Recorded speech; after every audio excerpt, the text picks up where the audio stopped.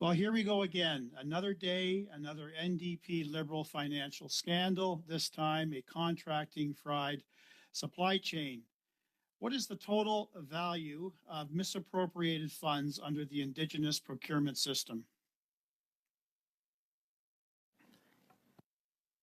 I do not have that information, and you would have to actually refer to Indigenous Services Canada. We are working on the 5% related to PSPC's targets. The Assembly of First Nations testified that there are a number of shell companies securing government contracts in the Indigenous Procurement Program. How many shell companies has the government detected and identified?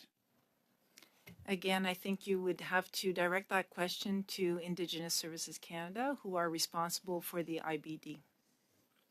To your knowledge, is ISC actually looking into the number of shell companies? I am not familiar with their activities, sorry. To your knowledge, has ISC or anyone at PSPC made any referrals to the RCMP?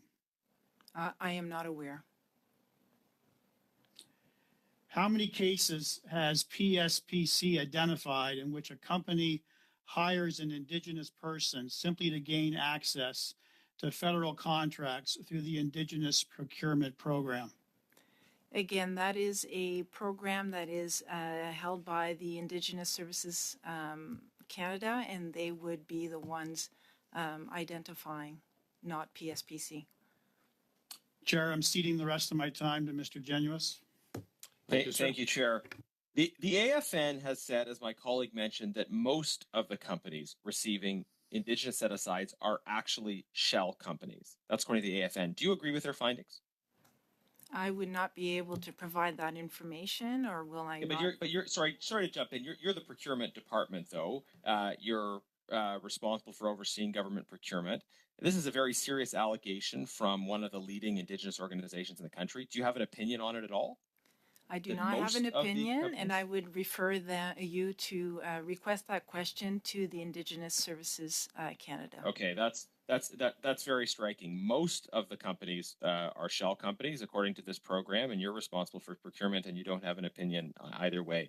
The government uses its own deeply flawed Indigenous business list rather than relying on criteria and lists developed by Indigenous organizations. Why is that? That is the rules that we are bound by, and those rules are set by Indigenous Services Canada as well as the Treasury Board Secretariat of Canada. But why is it that that you develop your own list instead of working with Indigenous organizations and relying on lists that they develop? Is there a policy rationale that you're aware of? I am not aware of that. That is a responsibility of the Indigenous Services Canada. And we are bound by those rules, and we are working on how we can actually increase Indigenous. Can I just clarify then? They make all the rules, and you make none of the rules with respect to how you define what is an Indigenous company or what is or is not a shell company. Do you have you don't have any role whatsoever? You're saying? No, we do not. That is the Indigenous Services Canada's responsibility to develop those definitions. How come you're responsible for procurement for everything except Indigenous procurement then? We are responsible for procuring and trying to increase the Indigenous participation in procurement, but the rules related to the IBD are not ours, and the rules to the PSIB is not ours. Fraud prevention in a general sense, is fraud prevention part of your role? Not in the Indigenous Services Canada IBD. They are the ones that are doing the audits and the validation of those companies. It's bizarre to me then that you are the procurement department. Presumably you're supposed to have some expertise on this area, and yet you're taking none of the responsibility in the particular case of Indigenous procurement. I want to ask as well, the way to prevent shell companies from giving all of the work to non-Indigenous companies is to have subcontracting requirements. And that's why the rules require that a certain proportion of subcontracts under the Indigenous set-aside go to Indigenous companies. Are these subcontracting rules enforced? So there are various ways for us to actually increase Indigenous participation in our contracts. One of them is for the prime Sorry, I'm contractor. very limited time. Can you answer the specific question? The 1/3 subcontract rule, is it enforced? But in what context do you want that? Like if there is an When an Indigenous Indigenous requirement, company ma'am, it's very simple. When an Indigenous company receives a contract under a set aside, they are required to have 1/3 of their subcontracts be Indigenous companies. It appears that there is no tracking of this. Very simple question. Is this 1/3 subcontract rule enforced? Yes or no? that would be enforced by Indigenous Services Canada. Is it being enforced right now? Or you don't know? They would be the ones that would be able to answer that question. Ma'am, it either is being enforced, it isn't being enforced, or you don't know if it's being enforced. That's my question. Which is it? You would Do have not to know? refer to Indigenous Services Canada to obtain a response to that question. Mr. Chair, I believe that's my time, but can you put the question to the witness and insist that she provides a response? If she doesn't know, she doesn't know, but she should tell us she doesn't know. Is the requirement being enforced? I think I've asked the question 4 or 5 times now, and the witness has an obligation to answer it. Ms. Paquette? It would be the responsibility of Indigenous Services Canada to actually enforce that, and they're doing the audits and validation of this happening. And that's what I know. I don't know whether or not they are doing it, but I would say that that's their responsibility, and therefore they're doing it. Maybe I can ask. Okay, so she doesn't know if it's being enforced. Yeah. Does PSPC, maybe I can just ask for Mr. Genuis, does PSPC not have an oversight responsibility for that, considering its purchasing? Not in And I'm the just trying to Indigenous, continue maybe- not in the Indigenous Services, for the IBD list, we're not the ones responsible for validating or auditing that list The list or for purchases? for the directory. So we're Yes, sir, responsible for procuring. We're not responsible for the directory, but we need to actually validate the I through the apologize. directory. I just want to make sure we were getting the right question to you.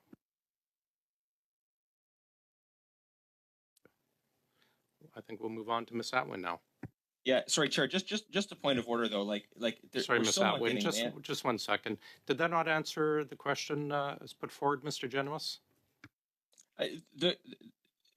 I understand that they don't maintain the list, but it's a question of whether a rule around subcontracting is enforced.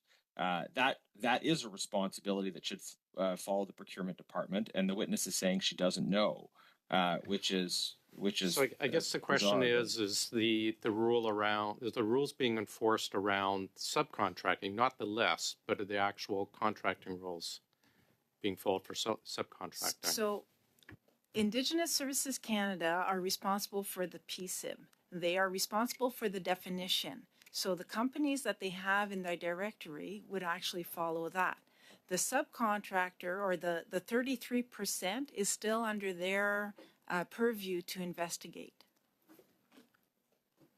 They are following the rules or not is Indigenous Services and PSPC would not be aware. Correct. Thanks, Mrs. Atwin. Sorry for the delay there. Please go ahead. Thank you very much, Mr. Chair. I'm not sure that was a point of order on the last one, but I'll move on. I also just want to clarify that Indigenous Services Canada does not verify any subcontracting. It's up to the contracting departments. But Ms. Paquette, I'd love to ask you, actually, perhaps for the Director General. My first question would just be, what is Procurement Assistance Canada's mandate? Thank you, Mr. Chair. Procurement Assistance Canada has the mandate to work with businesses to help them better understand how to navigate federal procurement. We also have an increased focus on working through with Indigenous businesses to enhance and to drive forward with economic reconciliation. So essentially, we have a network of regional offices across the country that are able to work directly on the ground with businesses and with partners to help us get the message out and to identify businesses that need assistance. And through various webinars, through various events, we try to provide them with contacts and information that they need to be able to navigate and to potentially have success in federal procurement. Great. And through that work, can you speak to any of the specific barriers to participation in federal procurement? Yeah, there are certainly the government of Canada. Thank you, Mr. Chair. The government of Canada certainly is working to ensure that federal procurement continues to remain fair, open, and transparent. And we do listen to the business community in terms of some of the challenges that they face. So we certainly are mindful of ways that we can simplify procurement. And that is something that we're certainly aware of. And in that context, we have been taking steps to make procurement more simple. One of the key things as well that we've been focusing on in terms of ensuring that there's availability of information that businesses need is that we've recently moved to launch Canada Buys, which is our platform that enables us to provide procurement opportunities. So we know availability of information critically important, but through Canada Buys, we're able to have a portal that is able to meet the needs of business. We know that just generally business, particularly small business, certainly just in general, will sometimes have challenges with financing and others, but we do know that if we put the information related to federal procurement and how it works, we can help provide them with opportunities to be ultimately successful. Thank you. Great, thank you. And Ms. Paquette, in May of 2022, Indigenous Services Canada introduced a requirement for businesses to certify that they qualify as Indigenous businesses in order to register on the Indigenous Businesses Directory. Was PSPC consulted on this? And can you explain these requirements?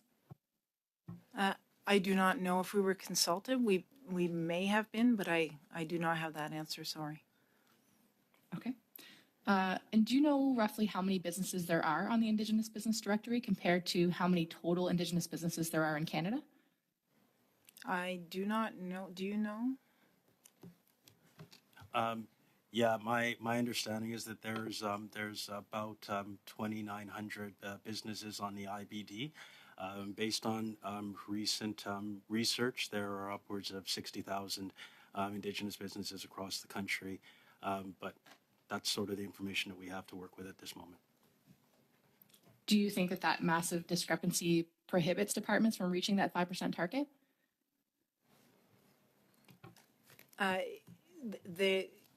That's why we're trying to engage the Indigenous communities to try to actually get them to register on the Indigenous in the IBD, as well as register into Canada Buys so that they can actually increase their participation in our procurement activities.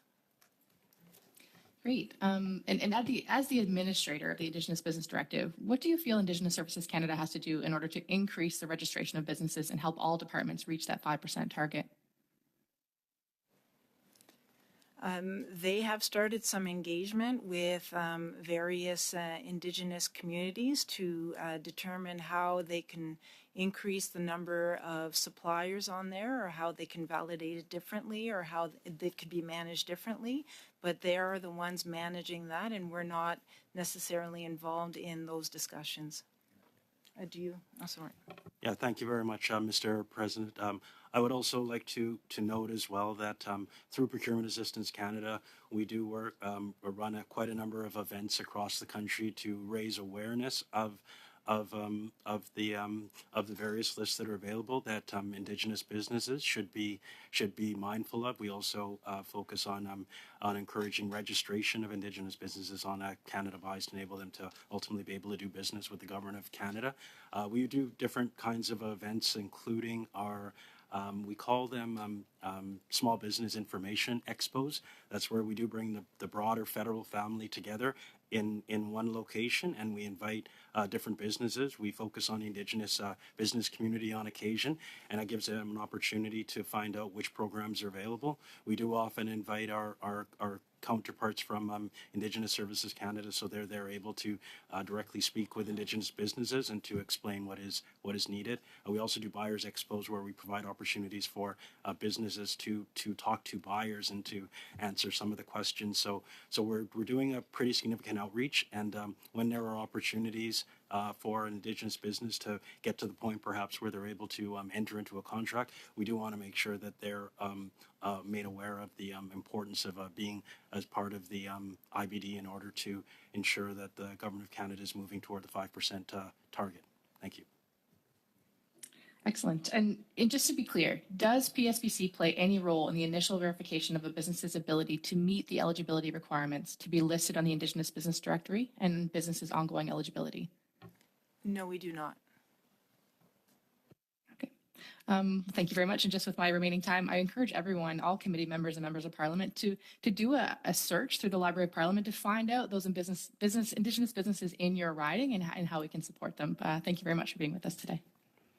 Thanks, Mrs. Atwin. We'll go to Mrs. Vignola, please, for 6 minutes. Merci beaucoup, Monsieur le Président. Thank you very much, Mr. Chair, Ms. Paquette. Thank you for being with us today. My first question is as follows. We've been talking about Indigenous business, the Indigenous Business Directory. Can you tell us where we're at with the transfer of the directory? Indigenous Services Canada is responsible for this, and so I do not have information on where we're at. Thank you. We heard at committee multiple times, and businesses have told us that the public contracting process is difficult, and yesterday we heard that receiving certification took 2.5 years. What explains the reason for why this certification process is so lengthy? Is 2.5 years normal? If so, anyone would be discouraged from working with the federal government. Thank you for the question. Again, we are not a part of the validation process. I don't know how long it took and the kind of information that was exchanged between the business and the government. I'm speaking generally. The certification process overall, is it normal that it takes 2.5 years? How long should this process take? I don't have this information. Perhaps my colleague can answer? Thank you, Mr. Chair. Unfortunately, I cannot speak to how much time this took, but one of our mandates is to work with businesses to help them better understand requirements. Thank you. Who is responsible for determining the certification process for those who can be awarded contracts by the federal government? For Indigenous businesses, that would be Indigenous Services Canada. For other businesses, well, any business can receive a contract and can be registered on Canada Buys. But if measures are put in place to target Indigenous businesses without the certification, businesses that are not certified by ISC would not have access to those measures for Indigenous businesses. All right, so we have to ask the question to ISC. I understand. What is the government doing to ensure that public contracting is accessible to small businesses, especially small Indigenous businesses?